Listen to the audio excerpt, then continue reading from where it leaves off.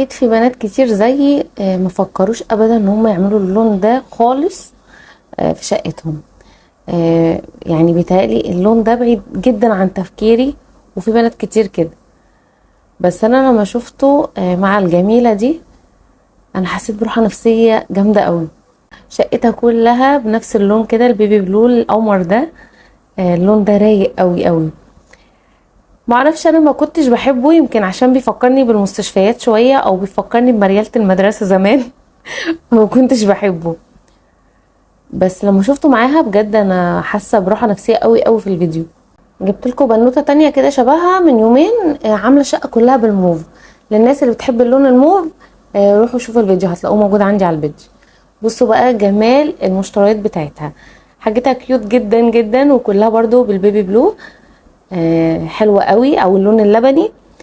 عشان في ناس ممكن تقول لك يعني ايه بيبي بلو، اللون اللبني.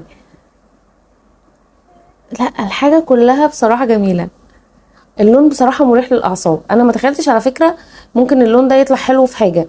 أنا دايما كنت بحسه كده إن هو يا مستشفى يا مريالة مدرسة، غير كده لأ. فما كنتش بحبه، أنا ما بحبش اللون ده خالص، اللي هو ممكن ألبسه في قطعة بس كده في شنطة. يلا تعالوا نشوف هتجهز غدا ايه النهاردة. جوزها كده بيديها المصروف عشان تجهز له الغدا. تعمل بقى أكلة اقتصادية. يلا نشوف هتعمل ايه. تعمل أكل زينا اهو، جميل اهو. ماله ماله الجمال. بصوا الكبة وجمالها. انتوا سألتوني عن المنتجات اللي بتظهر في الفيديوهات، وجبت لكم المكان اللي بيبيعوا. مفيش تفاعل منكم.